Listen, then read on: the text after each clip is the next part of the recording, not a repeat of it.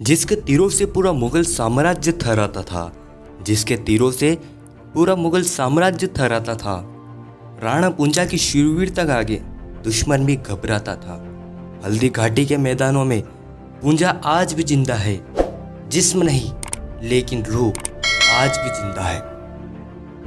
राणा पूंजा, मेवाड़ के लोक नायक। आइए दोस्तों, आज जानते हैं एक ऐसे वीर योद्धा के बारे में जिनके तीरों से मुगल डर कर भाग जाया करते थे। करीब 17वीं सदी तक देश के कई बड़े हिस्सों पर दो राणाओं का अधिकार था, गहलोत राणा और भील राणा। इन दोनों वंश का इतिहास 2400 वर्षों से भी पुराना है और इन दोनों वंशों के बीच सदियों तक युद्ध हुए, समझौते हुए और संध्या हुई। और जब मित्रता हुई तो दुश्मन के पैर कभी इनकी धरती पर टिक न सके। यदि इन दोनों वंशों के इतिहास के बारे में लिखा जाए तो एक बड़ा ग्रंथ भी लिखा जा सकता है। भारत भूमि का इतिहास कीर्तिमय गाथाओं से भरा पड़ा है। यहाँ के गौरवपूर्ण संस्कृति के निर्माण में आदिवासियों का विशेष हाथ रहा है। आइए चलते हैं इतिहास के उसी पुराने दौर में। अकबर मुगल वंश का तीसरा शासक था। वह उस समय का दुनिया का सबसे ताकतवर शासकों में से एक था। मुगल उस समय के सर्वाधिक शक्तिशाली साम्राज्यों में से एक था। मुगलों का शासन भारत में बाबर ने स्थापित किया और उसके पोते अकबर ने मुगल साम्राज्य का विस्तार किया। उस समय अकबर के सामने कई बड़े बड़े राजा महाराजा झुके हुए थे। कुछ राजाओं ने अकबर के साथ संधि व समझौते कर लिए तो कुछ ने युद्ध के लिए हथियार उठाए। लेकिन युद्ध करने वाले कुछ ही गिने चुने राजा थे, जिनमें मेवाड़ के शासकों का नाम आता है। उत्तर भारत अकबर के सामने झुका हुआ था। काबुल से लेकर बंगाल तक अकबर का शासन था। उस समय मेवाड़ पर उदय सिंह का शासन स्थापित था।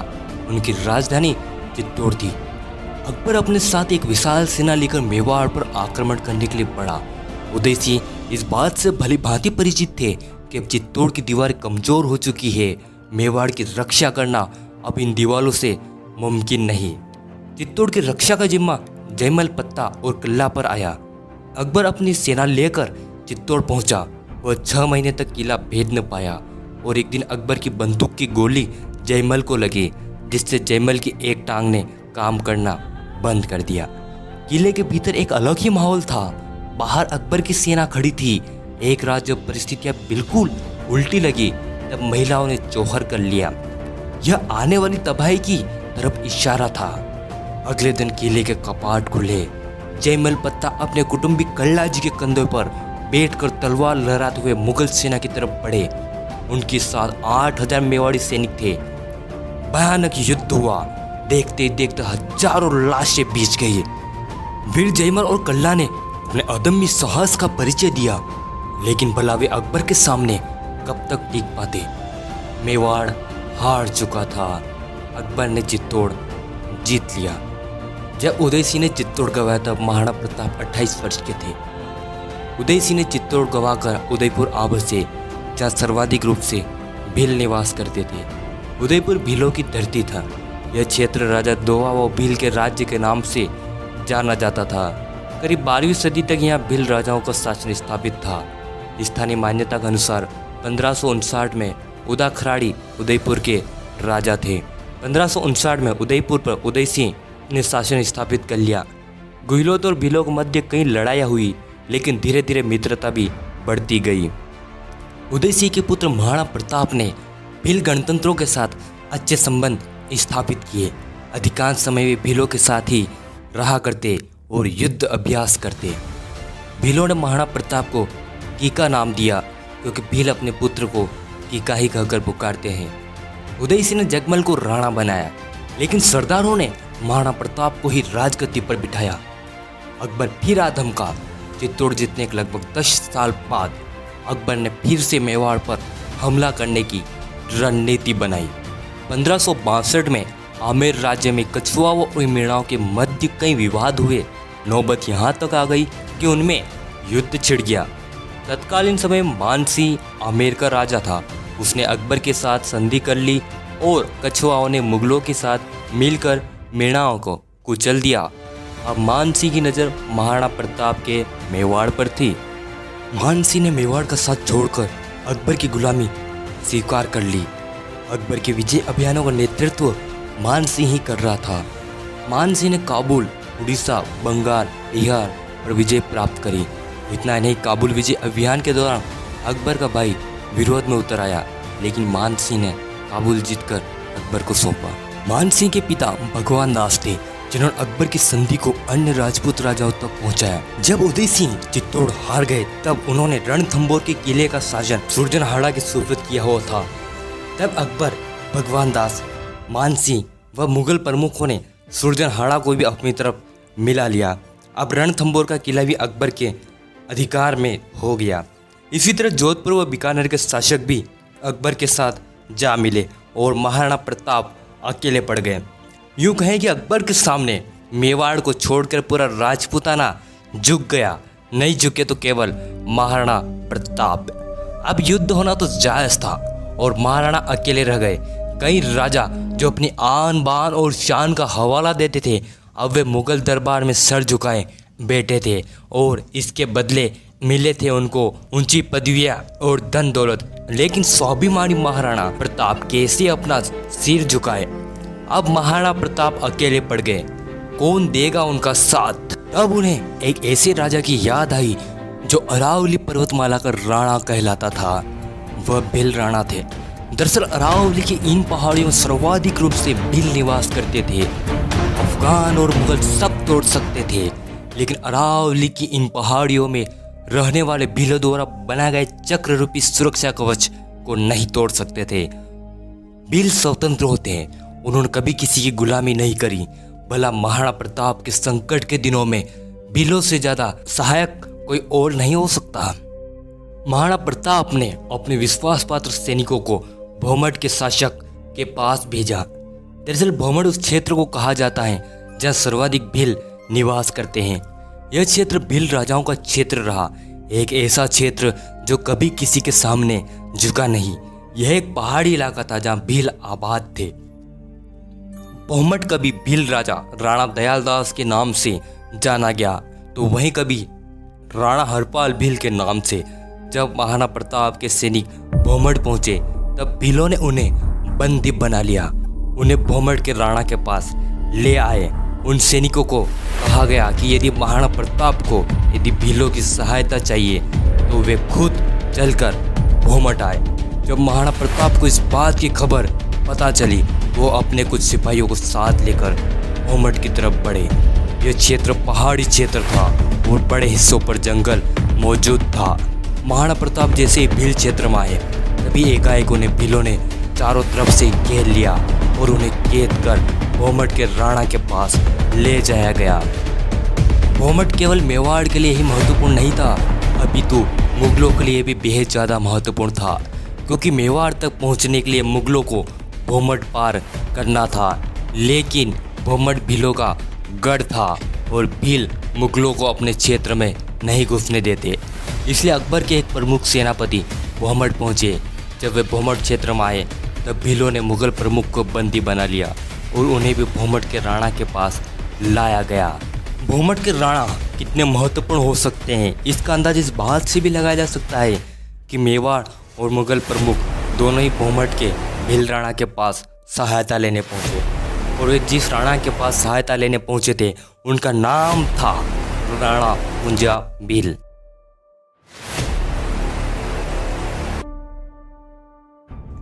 राणा पुंजा भील का जन्म 5 अक्टूबर को मेरपुर के मुखिया दुदा होलंकी जी के घर हुआ।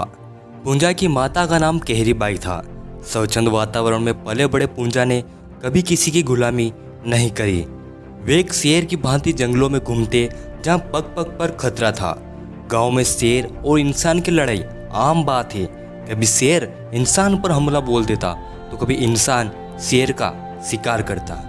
राणा पुंजा के क्षेत्र में जंगल था, जिसमें आदमखोर शेर रहा करता था, जिससे आम लोगों में भय का माहौल था।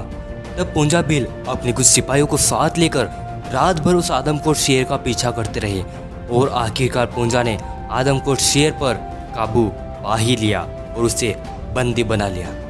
पुंजा की बहादुरी का अंदाज इस बात से भी लगाया जा सकता है कि उस दौरान कई बाहरी आक्रमणकारियों ने उनके राज्य पर आक्रमण किए, लेकिन फिर भी वे भौमट को गुलाम नहीं बना पाए। राणा पूंजा के यहाँ मेवाड़ और मुगल प्रमुख सहायता प्राप्त करने के लिए आए हुए थे। मुगल प्रमुख ने राणा पूंजा को ढेर सारा धन दौलत, हीरे जेवरात देने की पेशकश की। इतना ही नहीं, मुगलों ने भीलों को ढेर सारा स्वर्ण देने की पेशकश की, इतना स्वर्ण कि सभी भील मालामाल हो जाए। तब महाराणा प्रताप ने स्थिति को भांपा और बप्पा रावल की तलवार राणा पूंजा के समक्ष रखकर मेवाड़ का साथ देने को। दरअसल बप्पा रावल और भीलों का इतिहास बेहद पुराना है। जब बप्पा रावल 3 वर्ष के थे तब वे और उनकी माताजी जंगलों में भटक रहे थे। वे असहाय थे, उन्हें सहायता की आवश्यकता थी। तब उन्हें भील सरदारों का सहयोग मिला और बप्पा ने ओगना पनारव के देव और बाली राजाओं के साथ मिलकर अरबों को खदेड़ा। देव और बाली भीलों के पूर्वज थे। राणा पूंजा को अपने पूर्वजों पर बेहद ही गर्व था। ने सोचा कि वे भी पूर्वजों की तरह ही मेवाड़ का साथ दे, लेकिन एकाएक उनके दिमाग से ये ख्याल उतर गया और मेवाड़ की एक दूसरी छवि उभरी। क्योंकि कभी मेवाड़ भीलों के शासन का क्षेत्र था। वागड़ के राजा मांडलिक थे, जिनके समय ईडर एक प्रमुख नगर था। उन्होंने एक गोहिल बालक को अपने राज्य में पनाह दी। वह बालक भील शासक राजा मांडलिक के राजमहल में रहकर ही पला बढ़ा। इतना ही नहीं, राजा मांडलिक ने उस बालक को कुछ जंगल और पहाड़ दान में दिए। लेकिन हुआ क्या, वह बालक जब बड़ा हुआ तब उसने वागड़ के राजा मांडलिक की हत्या कर दी और खुद राजा बन गया। इतना ही नहीं, मेवाड़ पर एक समय राजा खैरवो भील का शासन स्थापित था, जिसे गुहिलोतों ने हड़प लिया। दरअसल जिस समय मेवाड़ के महाराणा प्रताप भमट के राणा पूंजा भील के पास सहायता लेने पहुंचे, तब भील और गुहिलोतों के संबंध बेहद ही खराब थे। क्योंकि 1530 ईस्वी में बांसवाड़ा के राजा बांसिया भील की हत्या जगमल ने कर दी, इसलिए भीलों में आक्रोश था। इतना ही नहीं, कोटा के संस्थापक कोटिया भील की हत्या देत सिंह ने, डूंगरिया भील, कुशला भील, राजा मंडिया भील, मांडलगढ़ आदि के किस्सों ने राणा पूंजा को अंदर से झंझोड़ दिया। फिर राणा पूंजा को वो दिन याद आए जब मेवाड़ पर भीलों का शासन स्थापित था, जब सिकंदर ने ग्रीक शासक मिनांडर के जरिए भारत पर हमला किया। उस समय के सिवी जनपद के भील शासकों ने मिनांडर को भारत में प्रवेश ही नहीं करने दिया और सिकंदर की सेना को वापस लौटकर जाना पड़ा। लेकिन तत्कालीन परिस्थितियां कुछ और ही थी। गुहिलोत और भीलों के बीच संबंध अच्छे नहीं थे, भला वे महाराणा प्रताप का साथ क्यों दे। लेकिन सामने महाराणा प्रताप थे, जिनका लालन पालन भीलों के बीच ही हुआ था। महाराणा प्रताप भीलों की देख रेख में ही पले बड़े थे।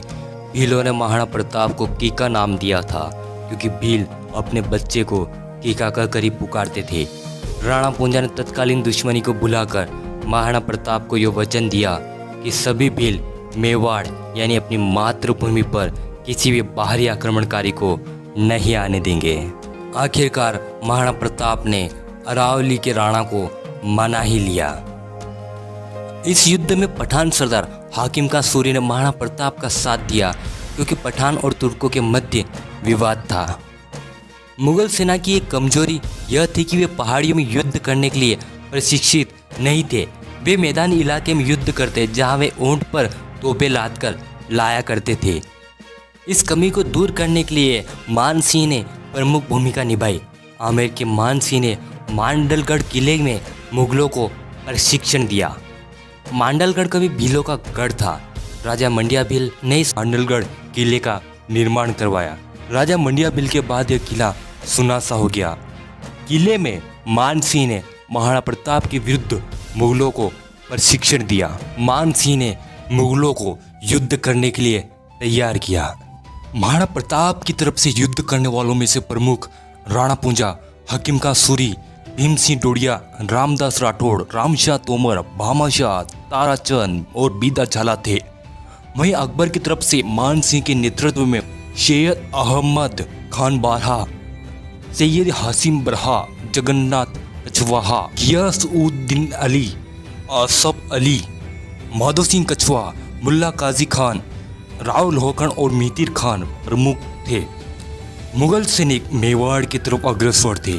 उस दौरान महाराणा प्रताप शोक में डूबे हुए थे, यानी उस समय कोई भी मेवाड़ी हथियार नहीं उठा सकता था। इसी का फायदा मुगलों ने उठाया और वे मेवाड़ पर आक्रमण करने के लिए तेजी से बढ़े। लेकिन मेवाड़ तक पहुंचने के लिए मुगलों को भीलों का सामना करना था। उस समय मुगलों के 10,000 सिपाही से भी अधिक सैनिक भीलों के साथ युद्ध के मैदान में आए। जहां भीलों ने युद्ध के मैदान में अपनी बुद्धिमत्ता और चालाकी का परिचय दिया। आखिर पहाड़ी क्षेत्र में भला भीलों से कोई जीत जाए, ऐसा न हो सके। 400 भीलों ने बहादुरी का परिचय दिया और मुगल सेना के 10,000 सिपाहियों को परास्त किया। यहाँ पर एक बेहद ही महत्वपूर्ण उल्लेख करना बेहद जरूरी है। जो मान सिंह हल्दीघाटी युद्ध का प्रमुख नेतृत्व करता था, जिस मान सिंह ने काबुल जीता, जिस मान सिंह ने उड़ीसा, बंगाल, बिहार जीतकर अकबर को सौंपा, उस मान सिंह के नेतृत्व में एक बार पहाड़ी पर भील और मान सिंह के बीच युद्ध हुआ। तब भीलों ने मान सिंह को परास्त कर दिया था और उसे बंदी भी बना लिया था, लेकिन बाद में उसे छोड़ दिया था। लेकिन हल्दीघाटी की लड़ाई में वह अपने साथ मुगल योद्धाओं को लेकर आया था। आखिरकार वह दिन आया जिस दिन हल्दीघाटी का भयानक युद्ध हुआ।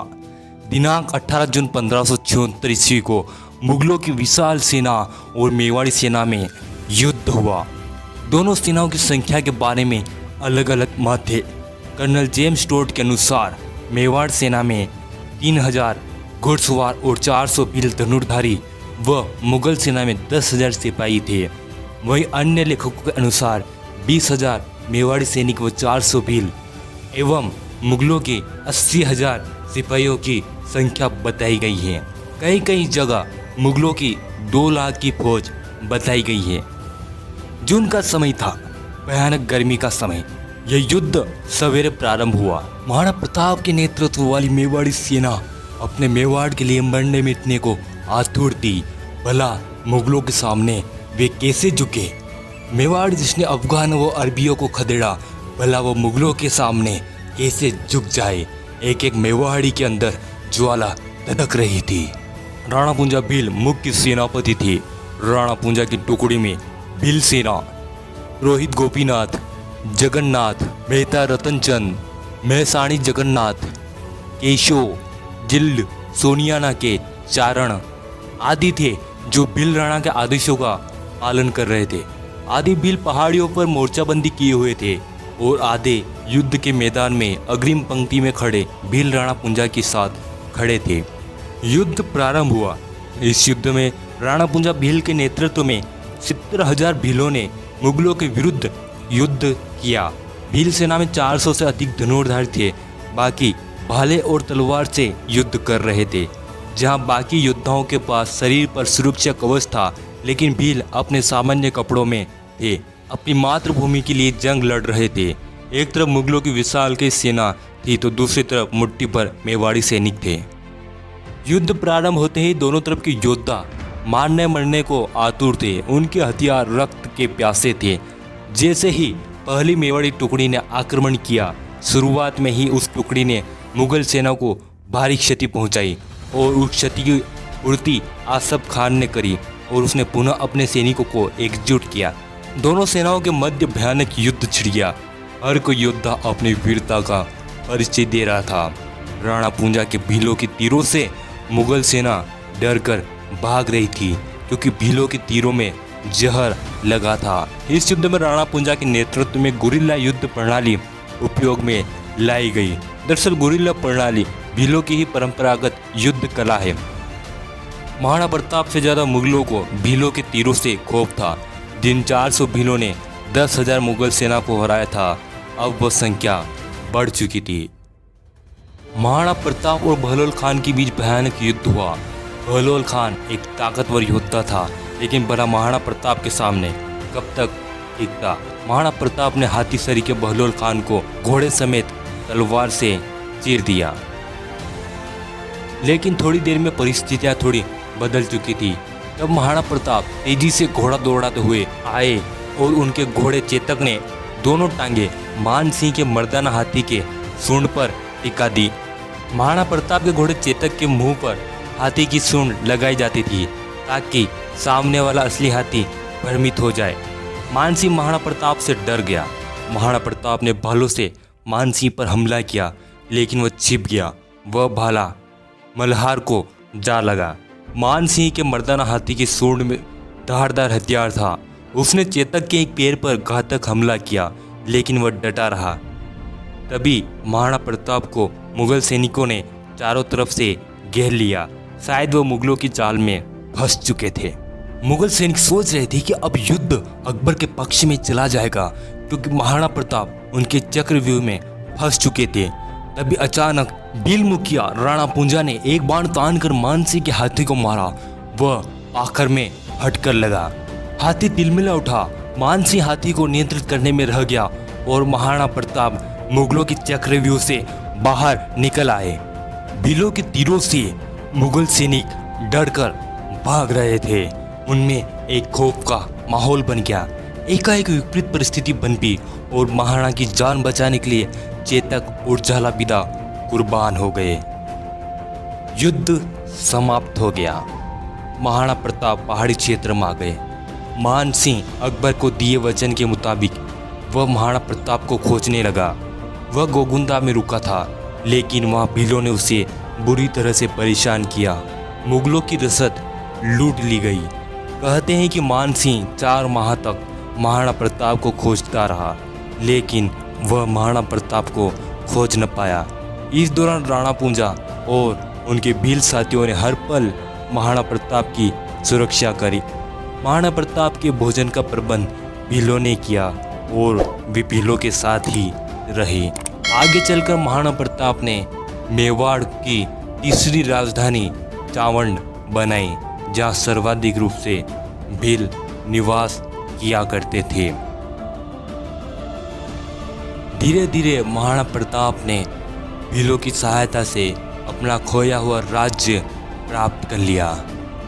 राणा पुंजा के इस योगदान के फलस्वरूप उन्हें मेवाड़ के राज चिन्ह में स्थान मिला।